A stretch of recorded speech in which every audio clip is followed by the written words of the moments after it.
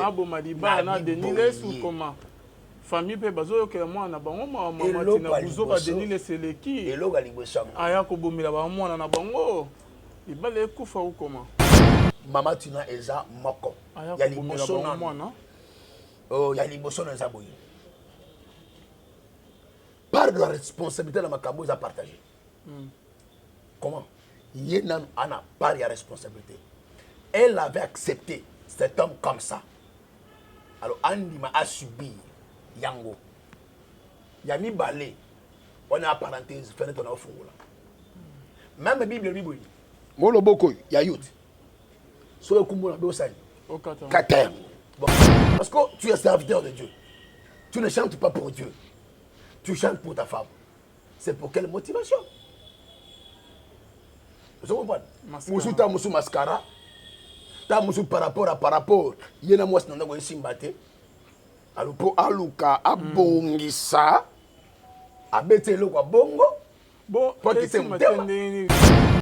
cette femme est venue dans sa vie et l'a trouvé comme ça elle l'a accepté comme ça c'est à elle de faire un travail il y a qu'on ramener ce que mobile naie nanzela mais elle n'a pas fait ça elle a échoué alors qu'est-ce qui se passe elle est venue dans la vie de Lessie. Si réellement elle connaît Dieu, elle sert Dieu. Déjà, ne bandit temps moyen avec l'église à vos pagans. Voilà bon laisser mon thème. Peut-être avec au découvrir un endroit à Libala. Peut-être le kuta. Papa la Bible qui avant la mon thème. Te maman tina avec au découvrir un à découvrir en côté. Et comme trop tard. Papa Denis le snabandeli avant la mon thème. La Bible est bakenza malinga divorce te. Papa Bible ozo mona ya mbela min balé. Comment ça? Maman boye bien moti. L'écriture tue, mais l'esprit, la révélation vivifie. Tu sais? Parce que révélation est là que divorce est permis la Bible. Divorce est biblique. Bible est que personne ne sait pas ce que Dieu a uni. N'a pas autant la version on a très bien. Papa Alvin. Mais yozo permet de Papa Alvin. Ba mariage nyonso era nzambe te. A combien de ça noté? Il y a de mariage, nzambe ayebi yango te. Il faut pas cabane. D'ailleurs ba mariage religieux ezaka na Bible te. Wala ezaka batungi. Ba comme ça le bilan ceux que bobalani ko kabana moi sinon te. Ba mariage bon vivre na maso. Na bandeli lisusu na yebi shobo ba mariage belé nzambe ayebi yango kutu te. Bonzambe na bonzambe lola ezofota simana otoya koloba ke nzamba boto voyez lisusu wapi elongo na pasteur Fezamisi ya la bouche autorisée de l'Éternel depuis Zérich na filo moko ya motema ya Bivens de Homo depuis Londres pe na maman Gisèle luke le motema excusez motema papa Emmanuel na Boston bonzambe na bonzambe lola ezofota simana otoya koloba ke nzamba boto voyez wapi Maman Soazo la biso elongo na pasteur David Mputo. Boni papa, shalom. Shalom papa. Lilo na bande ba monyo so lelo. Zamba pambola biso bana nzambe nyonso bisika nyonso tozwami. Ngolo nzambe ebila ba vina biso. Merci. OK, merci. Pasteur David, question ezali ya liboso avant que to kota na masolo ya émission na biso. To welisaka kopesa apparence moko songolo pakala. Benzambe asalaka eloko neloko na tanango atikelaka eloko neloko tanango yoko ki mambangu na lokuta mais après quelque temps bat ba yo comprendre que nyonso salaka ki na lokuta parce que oh lobaki yango te yo salaka alors le temps maintenant ya ko bimisa vraie face ya mutu na mutu c'est ainsi que le critique nous dit ogoyeba nzete na mbuma na yango vous comprenez alors lolo il y a Deniles, c'est par là que nous comprenons que Deniles, comme un arbre, il n'a jamais été nzete à malamu. Azala nzete à mabe parce que bamboumane lelo, et zotalisa, oh yemoko nzete, azala li papa Alvin. C'est pas étonnant, dans le bango igname de fond, dans la mission d'Angako, Deniles, il n'a jamais servi Dieu et il n'a jamais été serviteur de Dieu. C'est ainsi que l'élo azola qui s'abuse et pas yazalaka. Et il commence maintenant aujourd'hui, il y a qu'à servir Bible. Tout est utile, mais tout ne m'est pas permis. Vous comprenez? Il y a l'ibouchou. Tout enfant de Dieu, dans ce qu'il fait, il faut qu'il le fasse pour la gloire de Dieu. Lorsqu'on joue la musique, est-ce que la musique qu'on est en train de jouer honore Dieu ou pas? Dans cette musique, où est la part de Dieu? Où est l'intérêt de Dieu? C'est ça le vrai problème. Or, ce qu'est Denis est en train de faire, qui il est en train de servir? Dieu ou autre? Mais si ce n'est pas Dieu, il sert qui? Vous comprenez? Bible lobby dans Jean 4, dans verset 24. Dieu est esprit et ceux qui doivent l'adorer le doivent en esprit et en vérité. Mais la musique, c'est une adoration. Qu'est-ce qu'il est en train d'adorer? Est-ce qu'il adore Dieu ou il adore autre personne?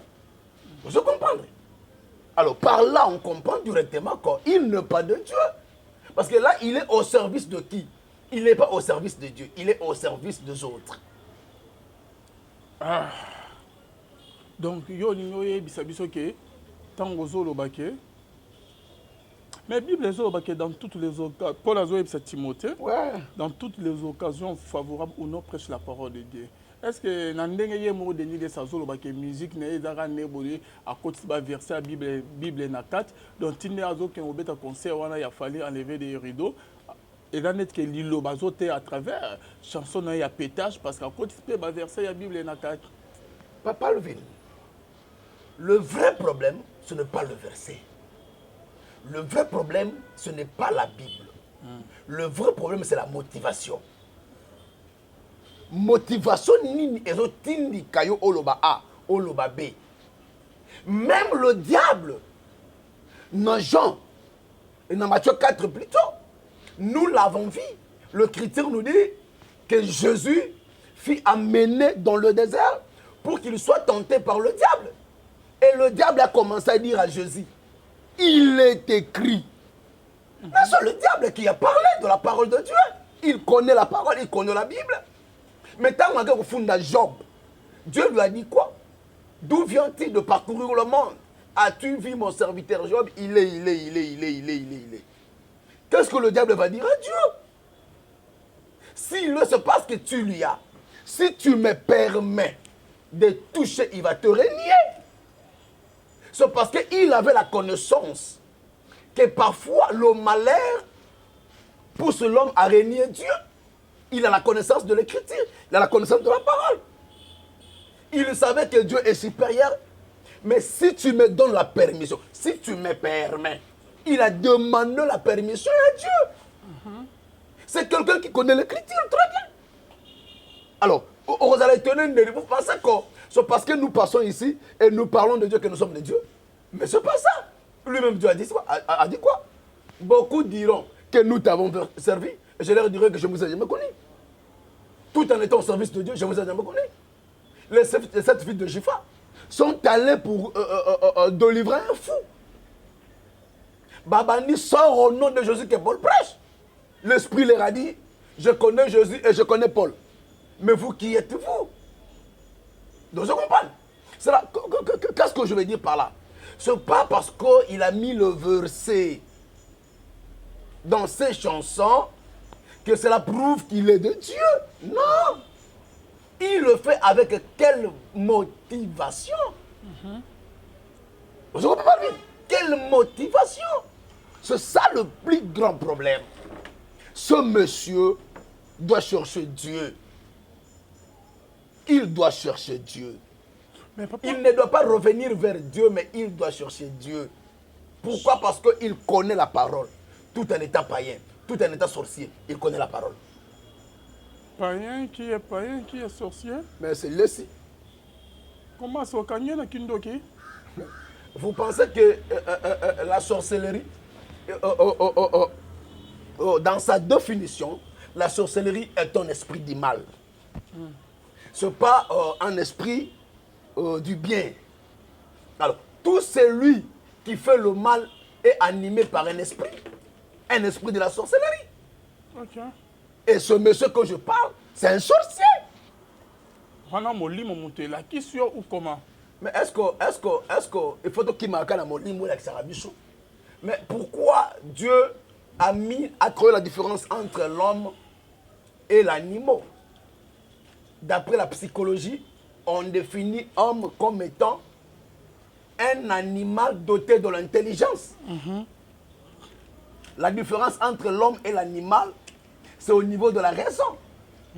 Quand l'homme a la raison en lui, il a de l'intelligence, il peut arriver à distinguer le bien et le mal. Ce n'est pas seulement que l'Esprit de Dieu va venir à me dire fais ceci ou cela. Non, j'ai l'intelligence pour comprendre, pour faire la lecture et comprendre que ça sent mal, ça sent bien. Il est vrai, il n'est pas vrai. On peut faire l'analyse et comprendre. Il y a des gens qui il faut. Non. Mais tant que tu as la rambo, tu as la rambo, tu as la rambo, tu as la rambo, tu as police. Tu as la rambo, tu as la rambo, tu as la rambo, tu as la rambo,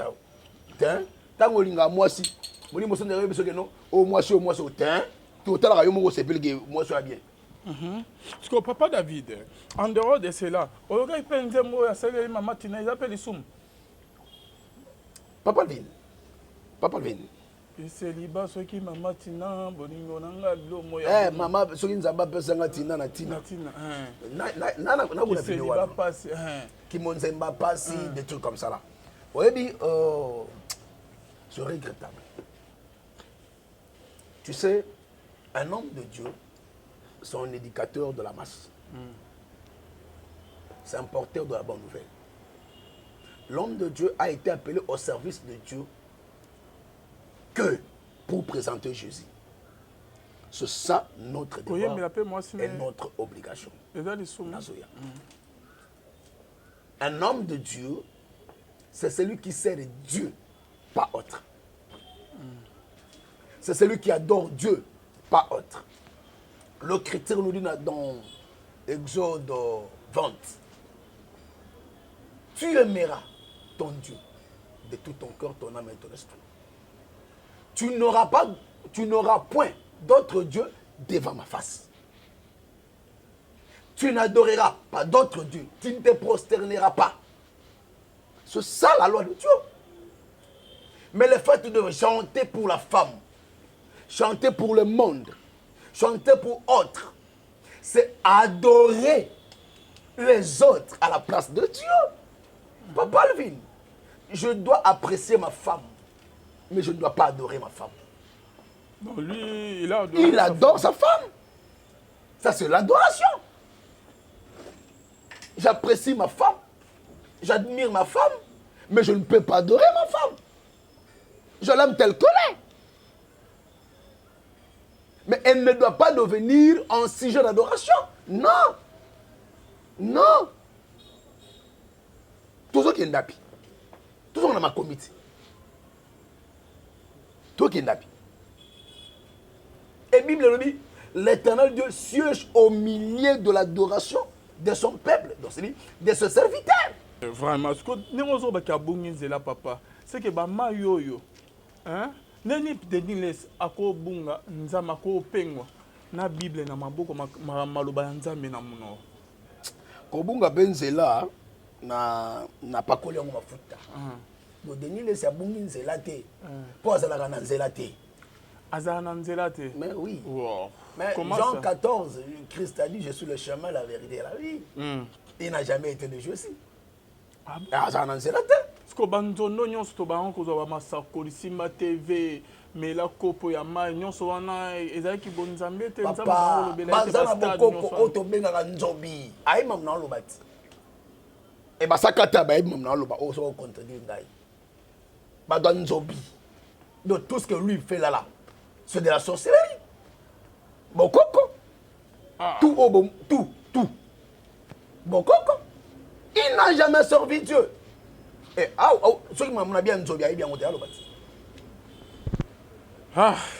Merci beaucoup, Pasteur David. Bon.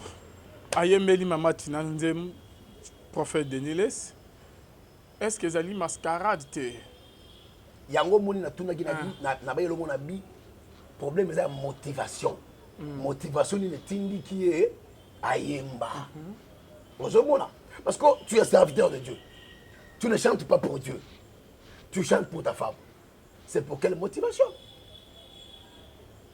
Vous comprenez? Moussou ta moussou mascara. Ta moussou par rapport. Yena moi c'est ndako simbate. Alors pour aluka abongisa. Abete lo kwa bongo. Bon, yo est-ce que yo zasie que moi sinine a resepe que mobali na ye o que papa bana na babala ni na ye na bo jeunesse nyos akoma asamaka mo denile sazo sala entouré na ba danseuse ko bima ko ba boîte ko zonga na ba 3h 4h du matin. Il paraîtrait que bayo kana belle famille na été famille ba maman tinate donc maman tinate jusqu'à présent na denile bien-aimé et d'accord qu'avant na ebana azo moins que soit bakabwani kozongela vie à zéro âge poussani bana ndeko adande na bolinga bana mais maman tina azo souffrir na motema ndenge azawana aza à l'aise te na ndako Deniles na ba comportement Deniles azo sala problème eza boye to pakola mabe couleur te ngala kana ngam ta vérité na ba depuis na la bonne vérité. Tout pas couleur mabe couleur T, malamu pe couleur T. Tout ça la droit. Quand je dis que Deniles n'a jamais servi Dieu, il n'a jamais été serviteur de Dieu. Mais Tina Linga est bon aussi. Akuta Gendeni. Akute mo pagan. Ah bon? Andime mo pagan. Nous sommes ça. Papa, il donnait l'apparence de ce que lui n'était pas. Il donnait l'autre apparence, un autre aspect. Pendant qu'il ne l'était pas. Le vrai problème, Yangwana. Cette femme est venue dans sa vie et l'a trouvée comme ça. Et l'a accepté comme ça. C'est à elle de faire un travail. Il y a qu'on ramener ce qu'on m'a dit. Nanzela. Mais elle n'a pas fait ça, elle a échoué. Parce que le rôle d'une femme, et ça, il y a qu'on couvre ma faiblesse à mobile. Comment? Il n'est pas bon que l'homme soit seul. C'est alors qu'on crée les aides semblables. Tant babi aide semblable. Semblable, c'est dit, ne mobile à zandinga wasa. Ya on doit n'tide doit nyamati. Faut doit mutu.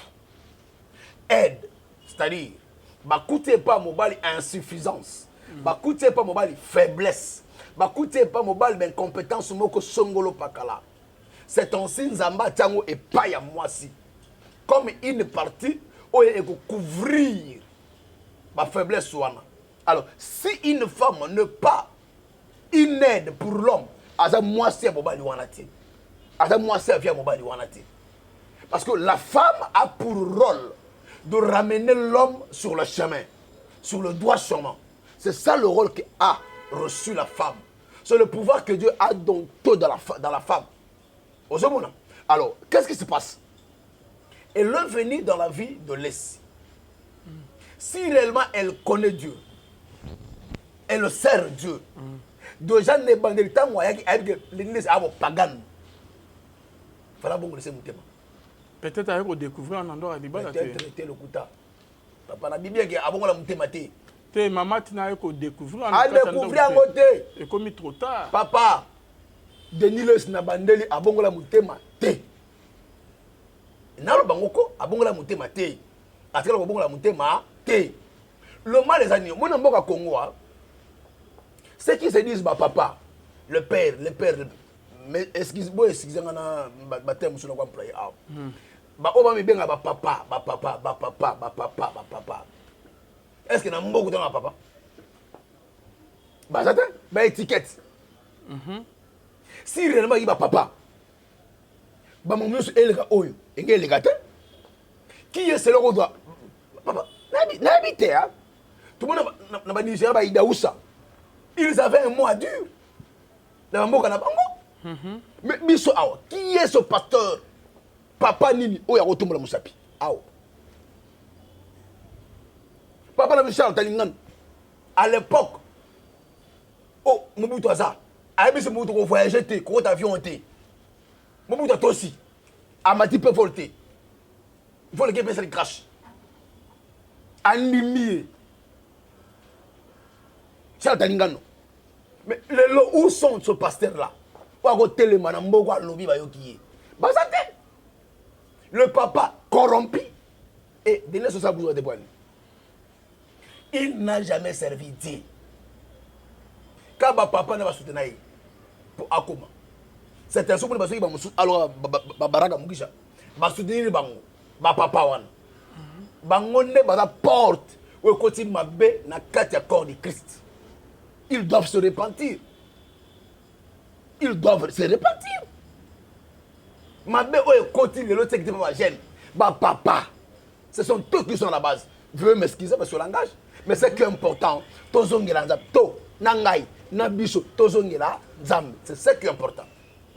Toluka nzambe na busolo. Papa Alvin, toi batou. Nous pouvons commettre les erreurs.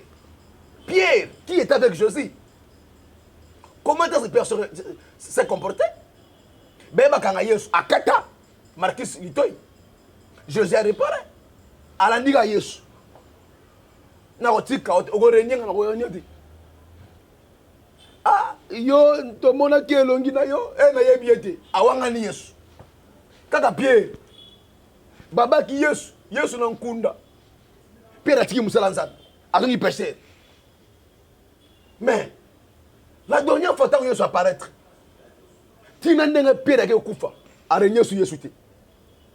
Si Pierre a côté nkunda, a kufi. A se retrouver dans la bouche. C'est pour dire quoi? Nous sommes des hommes. Nous sommes perfectibles.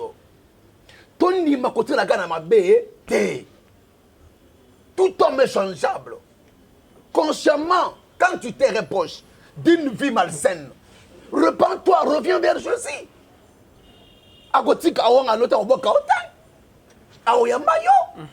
C'est ce que nous devons faire. L'église corps du Christ, nous devons revenir vers Jésus. Même moi qui parle, je ne suis pas saint. Même moi qui parle, je ne suis pas irréprochable. Même moi qui parle, nana mabe. Mais ce qui est important, conscience n'a pas et ça là. Conscience n'a pas interpellé biso. On a été mandaté sur la terre avec une mission. Il dit à Jérémie dans Jérémie 1:5, avant que je t'eusse créé, je te connaissais. Dieu a la totale connaissance sur ses serviteurs.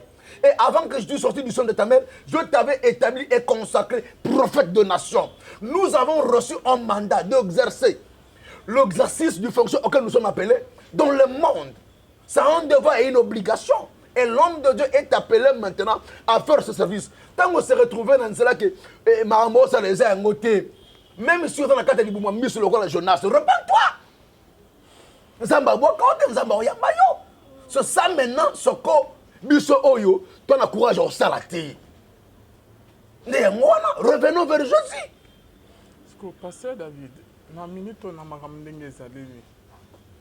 Maman, tu n'as libéré Koufana Denis, c'était moi qui vous obéis trop.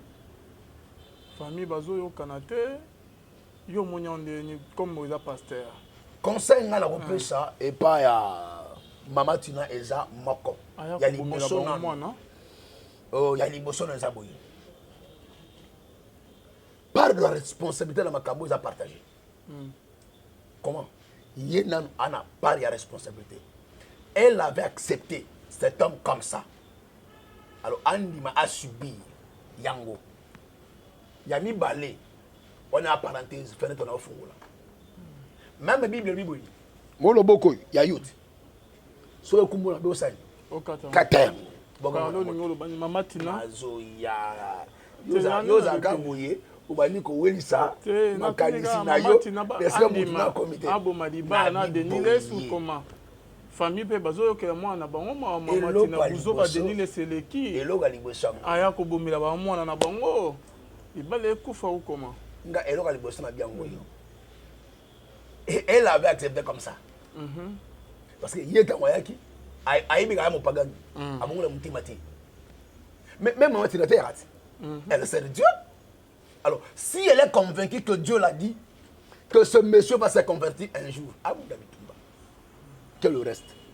Mais si elle n'est pas convaincue, si Dieu ne l'a pas parlé, papa, Bible est claire.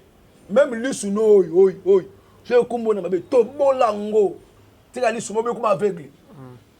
Mais au garder alliance, par là, j'aimerais dire ceci. Dieu n'est pas le Dieu de la division, mais Dieu permet parfois la séparation. Je ne suis pas venu ici pour mettre un divorce. Dieu n'est pas le Dieu de la division, mais Dieu est parfois dans la séparation. Il y a des choses qui sont claires. Et si bon, mais à moi, c'est bien. C'est simple, non? Est-ce qu'il y a un modèle? Ndeko est un modèle. Est-ce que c'est un modèle? Non. Dis-le, Chico. Pasteur David. Mais Bible des autres, il y a divorce, non? Bible, petit divorce, il y a encouragé. Maman, tu n'as qu'à Papa Alvin. Dans ma campagne de divorce, il y a à boire à manger. Ma campagne de divorce au monde. Dans le bac, on a dit, dans ma campagne de divorce. Au monde, il y a et ça m'a quoi porte. Où est-ce que vous avez fait le pena? Libala au monde. Libala. Il y a un balité. Tourne mutuno mingi. Talanan. Soit tant pena tala. Oh, ça l'a gagné. Tala est bien. Réfléchir, analyser. Bon de l'ensemble. Ça m'a convaincre. Quand on a précipitation, tu auras des problèmes que nous avons reçus aujourd'hui. Tu auras des problèmes. Papa Alvin, vous pensez que Mobile a fait que moi aussi, toi moi ça dit Mobile à balaye. Quand est-ce que mais vous pensez que les dépenses nous sont, les sacrifices nous sont, bah vous moi na mon bali misatu. Eh, bah va na bona pete ba kabona. C'est pas facile. Quand pas mon tandi ma bimisi mbongo na ye. Ani ba boteli mutana mwana. Ba kabona. Non. Et ça va péter. Mais quand est-ce qu'on a vu un couple wana, il faut comprendre la réalité. Ndako vanité. Là c'est un aouye baté papa. Il y a beaucoup de réalité dans le mariage. Beaucoup. Et au la libre moi ça quand on catch. As-tu bien mêlé au coup fité. C'est parce que la Bible est divorce. Nandi magati la ngasu poison bo mangai. Parce que faut savoir papa Alvin. Dikamni nyongo. Bible les autres ça dit. Ah même na yemo yo solbi kutu ba me kanza même ko sina ote. Eh oh. Na gene gauche droite té. Même Bible, Yesu est mort au goût. Ah Bible ba me kanza. Bible zo ba que personne ne sait pas ce que Dieu a uni. Na autant la version on a très bien. Papa Alvin. Mais yo zo permet de Papa Alvin, ba mariage nyonso era nzambe té. A combien de ça noté? Il y a deux mariages, nzamba yebi yango té. Il faut pas cabane. D'ailleurs ba mariage religieux ezaka na Bible té. Wala ezaka batungi. Ba comme ça. Dans le bilan ceux que bo balani ko kabana moi sina oté. Ba mariage bon vivre na maso. Na bandeli lisusu na yebi shobo ba mariage belé nzamba yebi yango kutu té. Et vous allez me dire que le mariage de relation il y a Samson na Delila nzamba yebi yango. Pour au tali caméra. Divorce est dans le biblique. Na bandeli na Bible. Bible est permettre le divorce nulle part. Sauf na cas adultère. C'est-à-dire parce que adultère ça. Bible est permettre le divorce mais sauf na cas moko. Par là je dirais ceci. Il y a certains aussi cas qui peuvent amener la divorce. Papa le vin. C'est simple. Quand il y a un ndeko na yo. Ndeko na ya mwasi azaka na ndako na mobali. So mobali asimbie kobetawa. Akoyaka. A perdre de connaissances. Énième de fois. Botigara avant d'abord bomaye, mais bon misali bana. Wande na poser ba question. Ah, wala on répond de gaité. Pour yo do vanda la contexte wana. Olobia et dans la bakam so en dehors il y a divorce, en dehors il y a infidélité, que etina que divorce et salam. Ouais.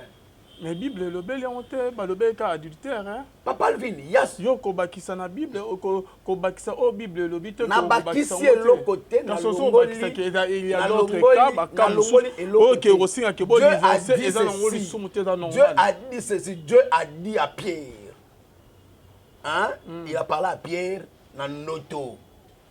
A présenté corbeau, Pierre a dit jamais na oliaté. Na oliaté. Zamba nini za nyama d'empire. ozobima libanda ya lisolo na biso on doit comprendre le verset la Bible ozopesa te.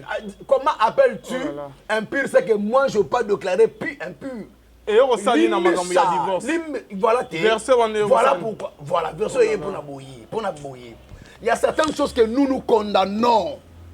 Na miso bomoto. Papa, il y a certaines choses que nous condamnons. Na miso bomoto, mais Dieu ne les condamne pas. Nin. Oh, tu ne sais pas. Nin. Kenzambe akombomba batuka pona yo. Oui bien ngote. Ozo beta ba masoye dans la sujet na biso. Le sujet en dehors il y a adultère. Divorce est permis na baka mususu. Une femme qui est prête à te tuer. Oh là là. Une femme qui est venue avec une mission de te tuer. Un homme c'est là papa. Bible le bien ngote. Te nandi mana kufa te. Ngai Yesu. Ngai Yesu. Na yina ko pona asuma to mususu. Nandi baba bomba ngai. Parce que la ligne moi soana. Parce que moi si problème voilà, c'est quoi? Il y a ce qu'on appelle la mort naturelle. Elle existe. Ce moutabo tama, c'est Kufa. Ça c'est normal. Porte fondement pour un amokili. Il y a un peu de fondement un jour pour Zonga. Ça c'est normal. Si on a un divorce, papa le vin. Il faut faire attention. Non, Mukolo Bala ne comprend pas. Mukolo Bala. Bazo beta lisolo ya Bible. Lisolo selon les écritures, il y a divorce. Selon les écritures. Copé ça un exemple de gauche à droite c'est. Tozo lobande lisolo ya ba écriture. Ouais. Bible lobi que bo mobile a okabwa na mwasi na ka ya divorce qui que ya lingi. Parce que yo zo loba que non. Okoyo kokabwana moi sinon en dehors pe ya adultère asali mabe mususu bokabwani na. Mais oui, mais Bible lobele on vote papa. Eh papa le là. Attends. Oh là là. Kokende ba gauche droite té. Moni makamba divorce au munoyi. Hein? Et belé ba kufia vent. Binonde bozo ko bebisa lelo ba nzambe. Kende na cimetière tout na beta kokoko. Il y a des gens qui vont bien parce que Papa Alvin. Oh là là. Papa Alvin. Na bande bonnet du soboyer. Quelqu'un qui tente à ta vie, il n'y a de foi. Cause la nzambe ta wa biso mwana ngai tika non. La vie c'est le choix. Le résultat sont le fruit d'une bonne décision. Apprends à prendre de bonnes décisions dans la vie. Ça marche. Décision est que ne contre volonté. Attends, il y a des mariages. Il y a un mariage. Côté la bandako, il y a beaucoup de réalités qui sont plus pires. Moi je te dis que moi je paie. Parce que la Bible est en cas d'adultère. Mais moi, je ne vais pas accepter une femme qui me trompe, moi. Je ne vais pas accepter parce que tant qu'on est là, et comme elle a une énième de fois, dans ma relation, j'ai accepté cela. Tu te trompes comment? Mais, papa, le moi, mais si elle est soumise, c'est peut-être c'est une erreur. Je peux la pardonner. Ok. La pardonner par la limbici. Okay. Mais une femme insoumise, ça passe pas. Au quoi changer était? Papa, mais au bout de simité, et bah c'est mon souci. Il y a des gens. Il y a qui moulou, mais là tu es trop, hein? Franchement. Oui, ça qui moulou, ça c'est la vérité. Là, nous sommes. Donc, Bible et le Bible, que c'est moi, ça doit soumise, non, t'es bengana et bon divorcé. Papa Luville, moi je te dis, là je parle de moi. De moi là. Pas de toi, mais une femme, moi là, moi je peux accepter une femme qui m'a trompé. Moi je peux accepter une femme qui m'a trompé avec un autre. Je peux la pardonner. Je peux la pardonner. Et tout ça, les vie. Mais je ne supporte pas une femme insoumise. Aussi, ça reste émission. Une femme insoumise. Je supporte pas. C'est compliqué. Yo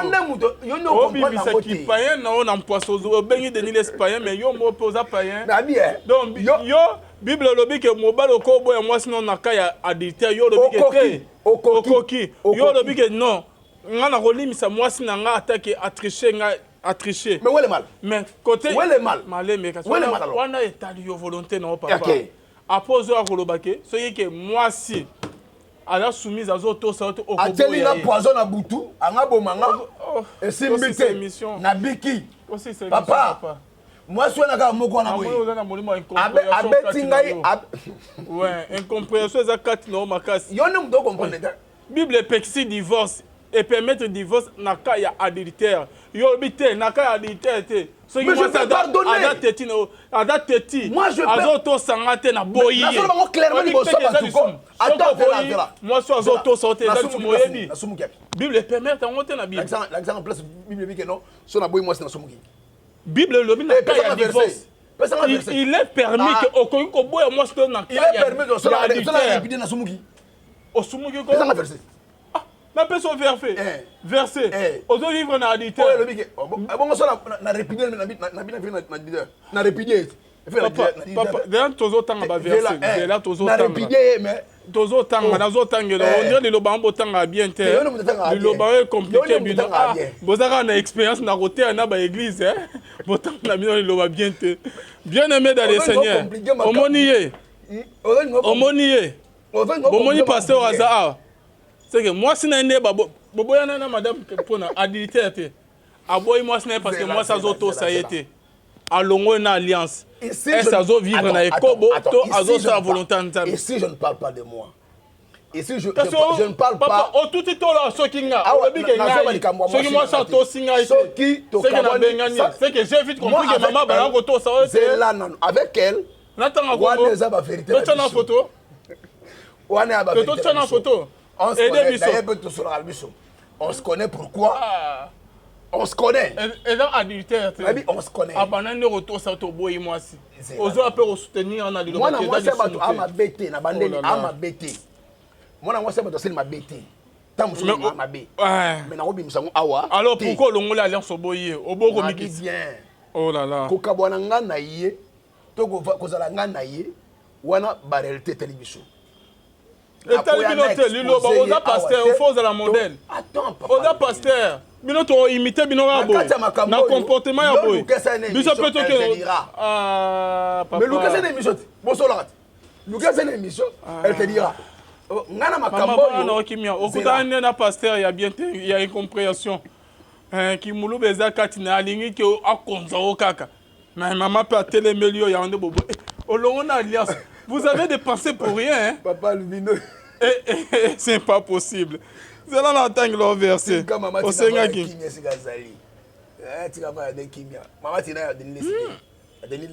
Ah, autant que moi.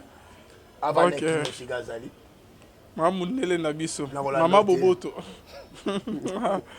Ah. Papa Lubino. Tu continues, Missogo? Tu continues? Tu continues. Tu continues. C'est grave. Ah. Donc, divorce, ils en ont permis. Ceux qui moi, ça auto, ça été bengana, ils en ont dit soumettre. Selon pasteur David. Papa Louvi. Et non selon les Écritures. C'est Nabiboye. Nabiboye. Il y a des choses que Paul a dit. Non, bon, Kennedy fait le. Papa. Tu en as plus le moko. Gala, les rats, au moins, ils m'ont Elembe. Au moins, David ne voit commis. Ah non. Et bien, bah, Kennedy fait le. Non, mon collègue. Je ne sais pas. C'est pas possible. Je l'ai toujours. Je n'ai jamais été pour le divorce. Mais seulement, divorce est ça là pour la délivrance à couple belé. Ok. Et belé, ma bala. Papa, le film, je te dis. Basol, on a un exemple. Il y a un monsieur, il y a un homme. À Saint-Aramon Batou. À Saint-Aye. Paf, babengali mwana wana. Ari mwana gouverneur. Moko bakota kisangani. Ake vanda na garçon talaka étudiant. Ala ne toko. Momo sala ndima vanda na mobala na etoko. Paf, grand frère Oya Landi a fongwa mina vie. Comme na mbongo ebele. Abia otika leki ne bongo te. A soutenir leki. Les gars habitent au Soudan, pesa mobali nangai.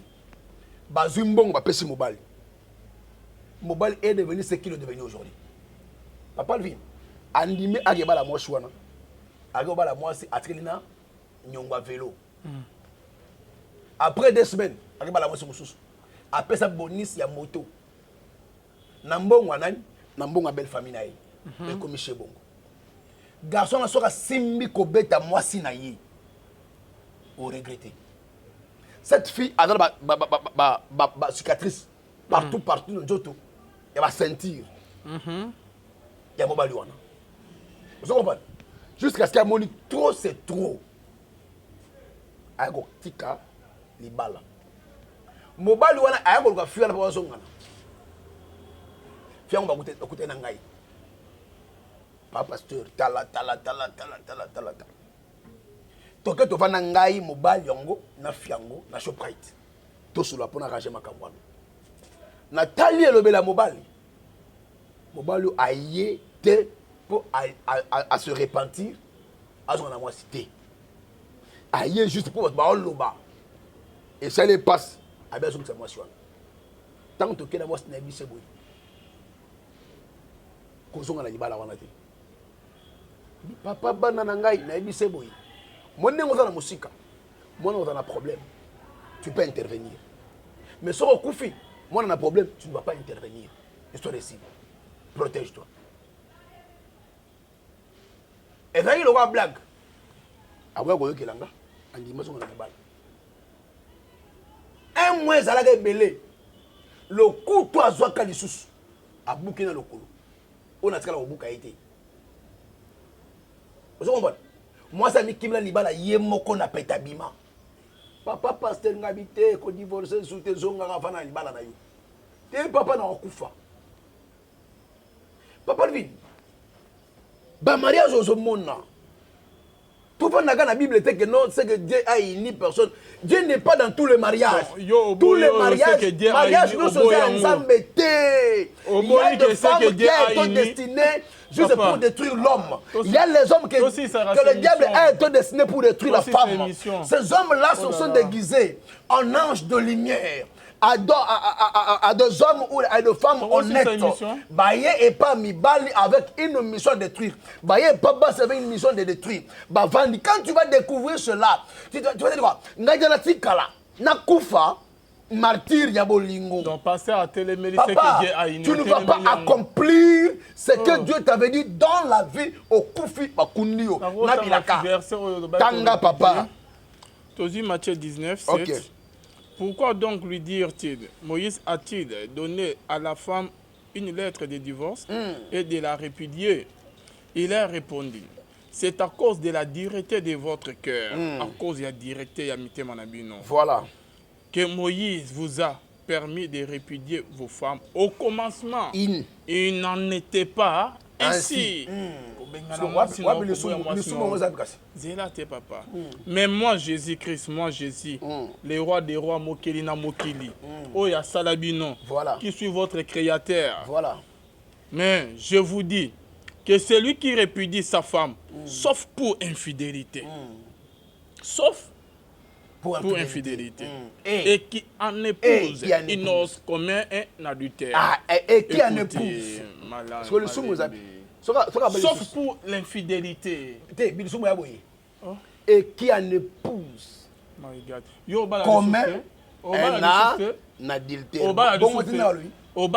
Alors, ne bokabona mosna. Oba sous voilà foutu nzambi. Malembe. Avec le temps.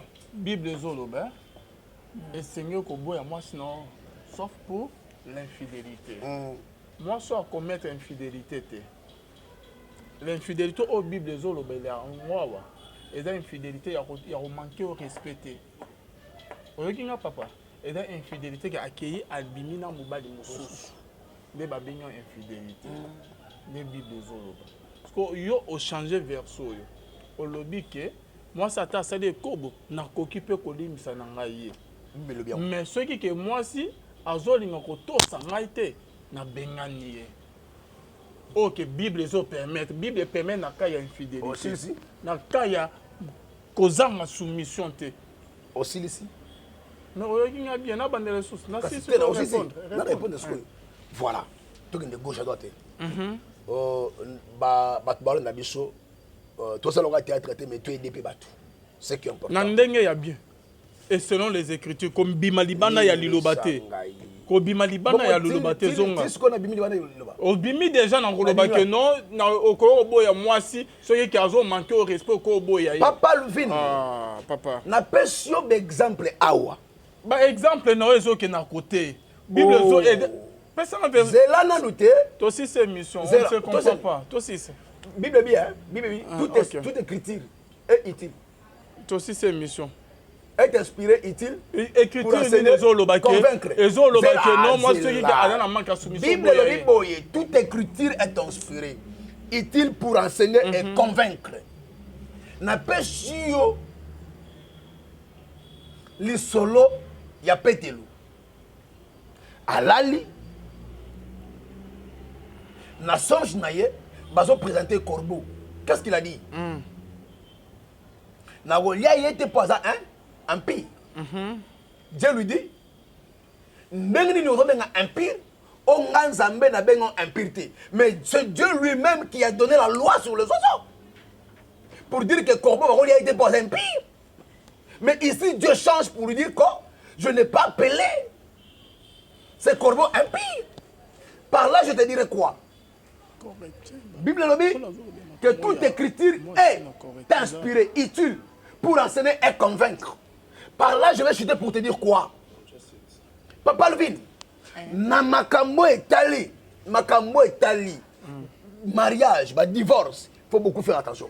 Il faut retourner langue na ole. Le coup toi zwaka lisusu, abuki na lokolo. On a tika la obuka été. Vous comprenez? Moi ça mi kimla libala yemoko na petabima. Papa pasteur ngabité ko divorcer sous tes zonga ngafana libala na yo. Et papa n'a pas papa lui ba mariage au monde tout le monde dans la Bible c'est que non c'est que Dieu a uni personne. Dieu n'est pas dans tous les mariages. Tous les mariages nous sommes ensemble. Il y a des femmes qui sont destinées juste pour détruire l'homme. Il y a les hommes que le diable a été destiné pour détruire la femme. Ces hommes-là sont déguisés en anges de lumière. À des hommes ou à des femmes honnêtes. Baye et pas Mibali avec une mission de détruire. Baye et pas Basse avec une mission de détruire. Quand tu vas découvrir cela, tu vas dire quoi? Ngadjana Tikala, Nakufa, martyr Yabolingo. Donc, passer à Télémélie, papa, tu ne vas pas accomplir ce que Dieu t'avait dit dans la vie au Koufi Bakundio. Nabilaka. Tanga papa. Tu as dit Matthieu 19, 7. Okay. Pourquoi donc lui dire-t-il, Moïse a-t-il donné à la femme une lettre de divorce et de la répudier?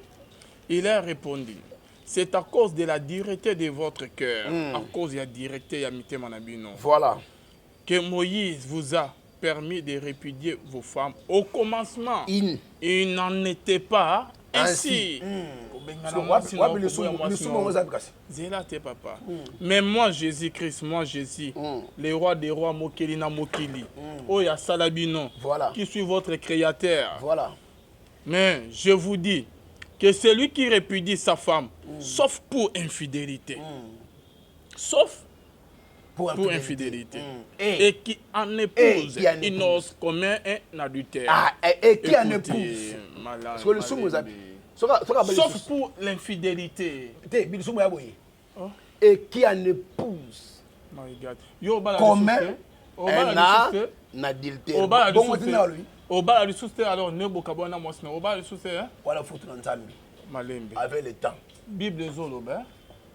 Et Seigneur koboya moi sinon. Sauf pour l'infidélité. Moi, soit commettre infidélité. L'infidélité au Bible zoloba il y a un roi. Et dans l'infidélité, il y a manqué au respect. Vous voyez papa? Et dans l'infidélité, il y a accueilli Albimina Moubali Moussous.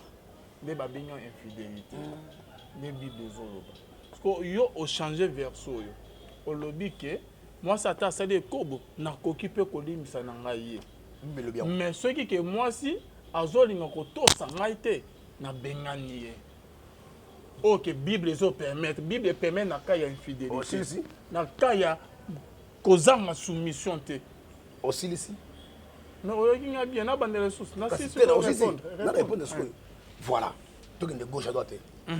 bato balonda biso tosalaka théâtre te mais toyede mpe bato c'est qui est important. Na ndenge ya bien et selon les écritures comme bima libanda ya liloba te ko bima libanda ya liloba te zonga tisiko na bimi libanda ya liloba obimi déjà na koloba ke non na okolo boya mwasi soki ki azo manquer au respect ko boya papa Luvin papa na pesio exemple awa ba exemple na ezo ke na côté bible zo personne veut zela na luté toi aussi c'est mission on ne se comprend pas toi aussi c'est bible bien toute écriture est utile toi aussi c'est mission est inspiré utile pour enseigner, convaincre. Non, moi, ceux qui ont la manque à soumission. Bible, toute écriture est inspirée, utile pour enseigner et convaincre.